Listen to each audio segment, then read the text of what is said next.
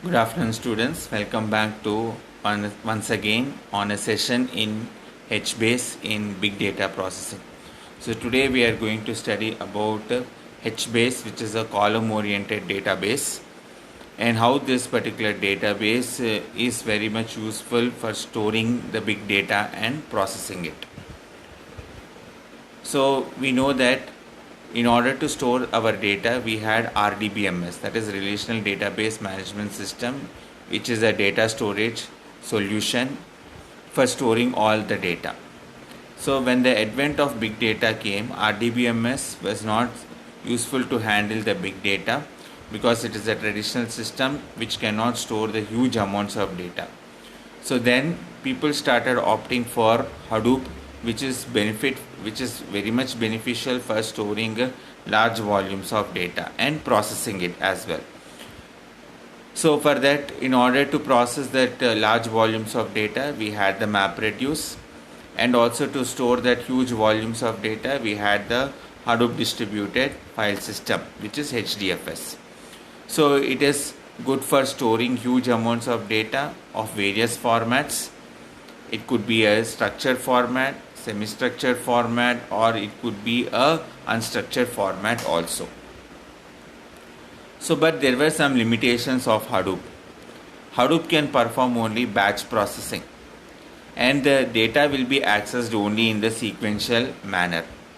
So when a search process needs to be conducted for searching a particular data in the Hadoop, it has to be done in a sequential manner only. So even for the simpler jobs, Hadoop had to search the dataset sequentially, and this was really time consuming. So suppose you take a dataset, and when you are processing it, it will result to another dataset, and that will also be processed sequentially.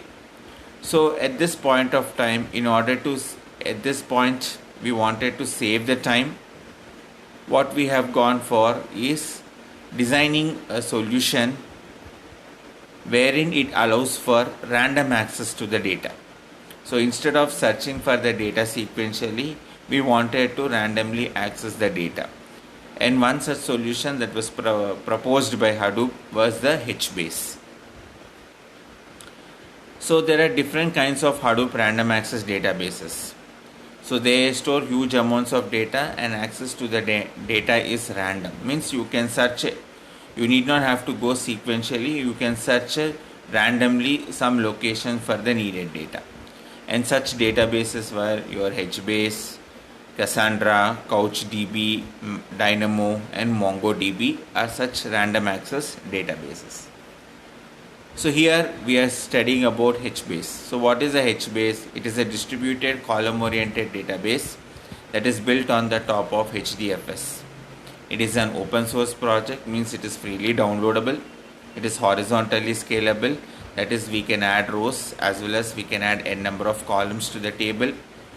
And the data model is similar to that of the Google's Big Table. And one important thing is it provides quick random access to the huge amount of unstructured data. It is fault tolerant, and it provides random access to read-write data in the Hadoop file system. That is, it allows for reading the data or for writing some new data to the HBase table. And it is going to store the data directly through HDFS or through HBase. So the data is going to be stored in the HDFS directly, or it will be stored into the HDFS indirectly using HBase.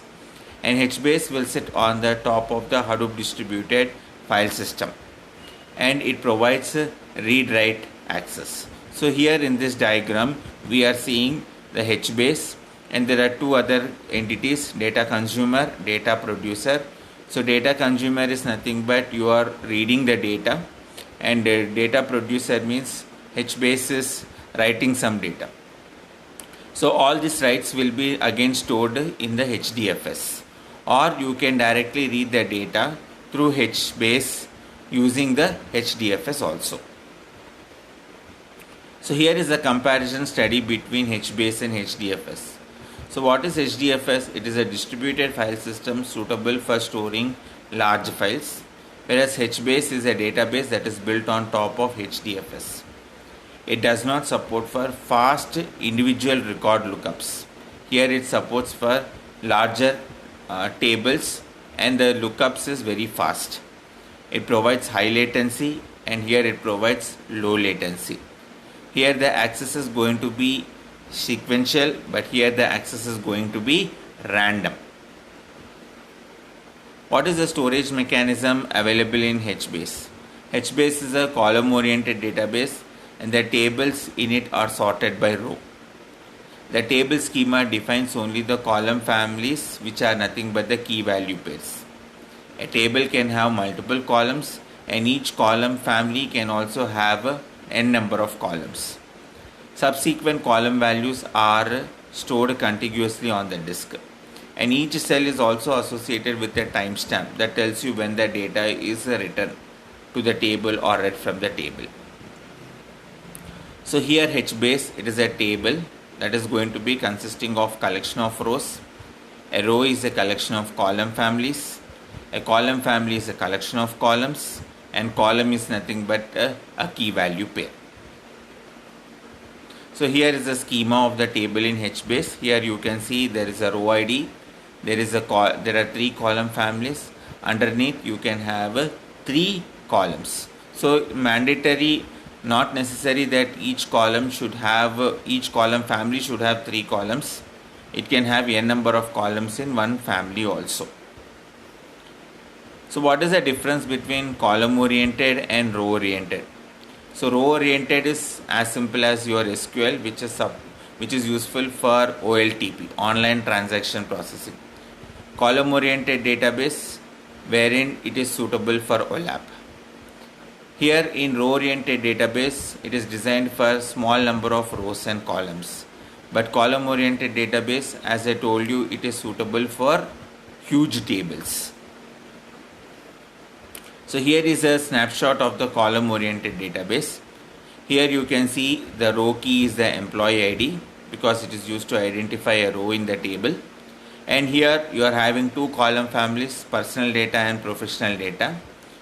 And under personal data there are 2 columns, name and city, and under professional data we are having 2 more columns, designation and salary.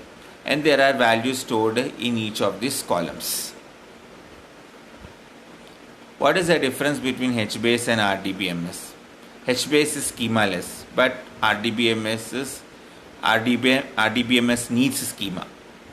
It is built for wide tables, and it is horizontally scalable, and it is thin and built for small tables only, and it is very hard to scale.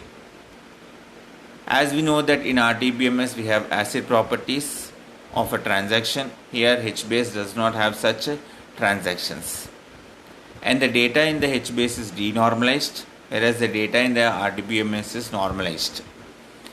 And HBase is suited for structured and semi-structured data, whereas RDBMS is suited for only structured data. So what is the features of HBase? HBase is linearly scalable. It has automatic failure support. It provides consistent read and writes. It integrates with Hadoop, both source and destination. And we have the Java API client to easily interact with HBase. And it provides data replication across clusters. When do we use HBase? So when you are going to handle real-time read and write access to the big data, we are going to use HBase. And moreover, the access to the data stored in the HDFS, if it is random, then we have to use HBase only. It hosts very large tables on top of clusters of commodity hardware. What is the commodity hardware? It's a very low cost hardware. Apache HBase is a non-relational database modeled after Google's Bigtable.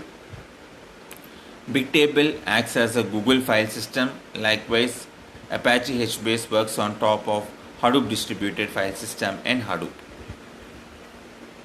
What are the applications? When there is a need to write heavy applications, then we use HBase, providing for random access to the available data. And companies like Facebook, Twitter, Yahoo, and Adobe uses HBase internally. So here is the architecture of the HBase. In HBase, tables are split into regions, and each region is going to be served by region servers. Regions are vertically divided by column families into stores. Say in the previous example, we have seen about employee ID, personal data and professional data. So we are going to split the table vertically and store the professional data in one region and personal data into another region. And this data will be stored as files in HDFS. There are three major components of HBase: client library, master server and region servers. And region servers are added or removed as per the requirement. So what is a master server? Master server assigns regions to the region servers and takes care of the Apache Zookeeper for the task. So as we know that a zookeeper maintains all the animals in the zoo, safeguards all the animals in the zoo. Similarly, the zookeeper in Apache Hadoop framework takes care of all the region servers. And what is stored in each region server? Region. What is region? It is nothing but a part of the table. Hadoop Zookeeper handles load balancing of regions across region servers. It unloads the busy servers and shifts the task to the less loaded servers. Maintains the state of the cluster by negotiating the load balancing. And it is responsible for schema changes and other metadata operations such as creation of tables and column families. What are regions? Regions are nothing but the tables that are split up and spread across the region servers. What does region servers contain? They contain regions that communicate with the client and handle data related operations, handle read and write requests for all the regions under it, decides the size of the region by following the region size threshold. So here are some of the points. The store. What is the store? Nothing but the data which is going to be split column wise or split column family wise, I can say. And the store contains memory store and H files. Mem store is nothing but a cache memory. So anything that is entered into HBase will be initially stored in the mem store. Later on, the data in the mem store, when it is moved to the HDFS permanently, then data in the mem store will be cleared. What is the Zookeeper? It is an open source project that provides services like maintaining, configuring, information, naming, providing distributed synchronization, etc. Has ephemeral nodes. Ephemeral are nothing but short-lived nodes representing different region servers. Master server use these nodes to discover available servers. In addition to the availability, the nodes are used to keep track of server failures or network partitions. Clients communicate with the region servers via Zookeeper. In sudo and standalone modes, HBase itself will take care of the Zookeeper. So this is about your HBase in the big data process.